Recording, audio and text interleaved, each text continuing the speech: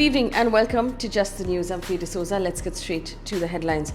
The rains continue to batter Kerala. The Chief Minister of Kerala has advised citizens to exercise extreme caution after the Indian Met Department predicted more showers for the state in the coming days. Now, at least 35 people have died due to heavy rains in the state. The IMD has issued an orange alert in 11 districts of Kerala, including Thiruvananthapuram, Kottayam, Ernakulam, Idukki for the 20th of October, and a yellow alert for Kasaragod, Alappuzha and Kollam. The orange alert has been issued in all districts other than Kannur and Kasaragod for the 21st of October. As a precautionary measure, water was released from the Idukki reservoir at 11 a.m. today, the state's largest reservoir, which accounts for more than 93% of the live storage capacity, and is rapidly filling up again after heavy rain. Now, this is the second time in 3 years that the water has been released from the reservoir, the largest in the state and one of the highest arc dams in Asia. The state government has sounded an alert in downstream areas of the Idukki Dam, including the suburban areas of Kochi, and has begun evacuating families that could be affected by likely flash floods. In Uttarakhand, where it's also been raining, Uttarakhand has been experiencing incessant rainfall for the last few days. Nainital Lake has overflowed, resulting in floods in nearby regions. The Indian Met Department has issued red alert for Uttarakhand, forecasting heavy to very heavy rainfall over the next few days.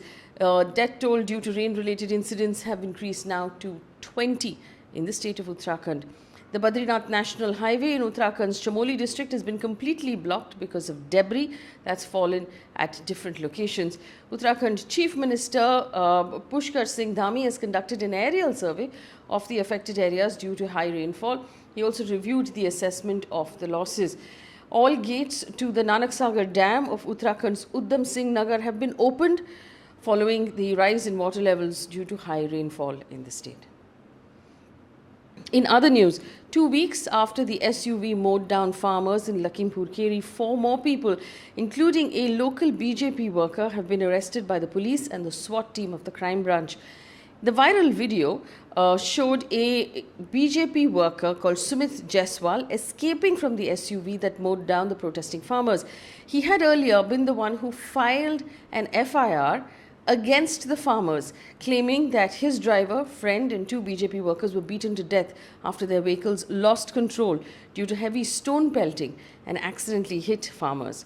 Senior police official has said, and I quote, "The accused Sumit Jaiswal, Sushipal, Nandan Singh Bisht and Satyaprakash Tripathi have been arrested by the Lakhimpur Kheri police and the SWAT team of the crime branch. A licensed revolver and 3 bullets were recovered from Satyaprakash Tripathi and seized." Remember, this was the 3rd of October when an SUV allegedly mowed down farmers who were returning from a protest. Meanwhile, the Supreme Court will hear the Lakhimpur Kheri violence matter tomorrow. Indian clothing brand FabIndia was forced to pull down its ads from social media after receiving severe backlash from right-wing groups.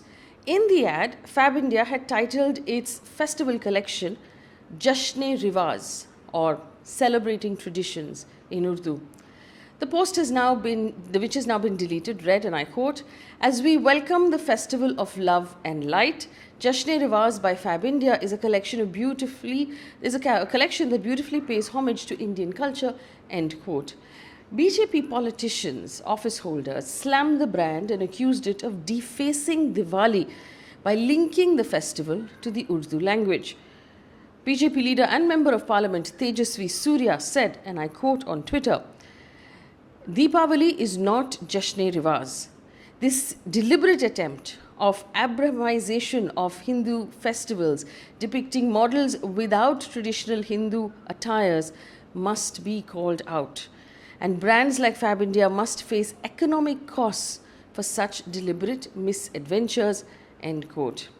According to NDTV, FabIndia has issued a clarification saying Jashn-e-Riwaz was not its Diwali collection. Its Jil Mil Se Diwali collection is yet to be launched. The brand nevertheless has taken down the ads. Congress leader Priyanka Gandhi has announced that 40% of the tickets of the upcoming Uttar Pradesh elections from the Congress party, will be reserved for women. She has said, and I quote, "In Uttar Pradesh, the Congress will reserve 40% of the tickets for women. It is our pledge that women will have full participation in the politics of Uttar Pradesh." Priyanka Gandhi also went on to say that she is planning to keep the reservation at 50% for the next election. Collection of applications for poll tickets have been extended till November 15th, and there are 403 assembly seats in Uttar Pradesh, which means the Congress will reserve 160 tickets for women candidates alone. A quick update on our COVID numbers as well. India reported 13,058 new COVID cases, 164 deaths in the last 24 hours. Kerala reported 7,643 COVID cases in the last 24 hours. The World Health Organization has said on Monday that it is expecting one additional piece of information from Bharat Biotech on Covaxin, which is currently being examined by World Health Organization experts for emergency use listing. WHO's emergency use listing is important because it will remove the uncertainty around travel overseas by Indians who are vaccinated using Covaxin. This emergency use is a prerequisite for vaccines supplied through COVAX as well. So basically, countries like the US, for example, have announced that in November they will open up their borders to vaccinated travelers, but provided these travelers have been vaccinated with a vaccine approved either by the US or by the WHO. So Covishield has been approved by the WHO, Covaxin has not been.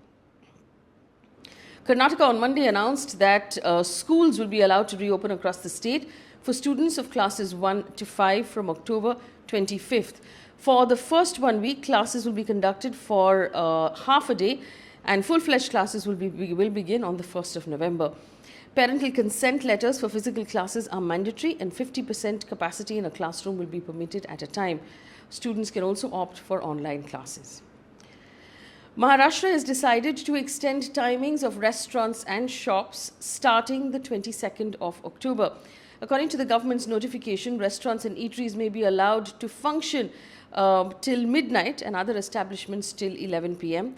Theatres will also open from October 22nd. Amusement parks will open, but water rides will not be allowed to operate. Well, on to some news coming in now from the world of business. According to a report by PwC, Indian startups raised $10.9 billion across 347 deals between July and September this year. This is the first time investments in one quarter have crossed $10 billion. Fintech, edutech, and software as a service, or SaaS as it's called, emerged as the top three invested stocks, with fintech recording deals worth $4.6 billion in the first 3 quarters of 2021. 6 fintech companies attained unicorn status. A unicorn is a company that's valued over $1 billion. News coming in from across the world right now. There are tensions in the Korean peninsula. South Korea's military has said that North Korea fired a suspected submarine-launched ballistic missile into the waters off the coast of Japan. Pyongyang has unveiled a missile in January, describing it as the world's most powerful weapon. Japan's Prime Minister Fumio Kishida has said the 2 ballistic missiles have been fired, calling these launches very regrettable. North Korea has carried out similar tests in the past few months, and South Korea too has hopped on the bandwagon. Some of these tests violate international sanctions. And a piece of positive news before we leave you for the day. Delhi-based company Takachar has been named one of the 5 winners of the Prince William Earthshot Prize, also known as the Eco Oscar. The winners get a cash prize of £1 million for developing groundbreaking solutions for the world's greatest environmental challenges. Takachar has won the prize in the Clean Our Air category for its technology to create fuel, fertilizer, and other chemicals from agricultural waste. The technology reduced smoke emission by 98% and calls for improving air quality. It aims really to end the stubble burning, which is one of the main reasons for air pollution in the city of Delhi. That brings us to the end of the news. Thank you so much for watching. Of course, there's lots of very interesting things we brought to you, but here is a quiz question to figure out if you've been paying attention really. Karnataka will reopen schools for students from class 1 to 5 from what date? Give us that date in the comments section and give us any feedback on how we can improve this bulletin for you. Thank you for watching. Good night.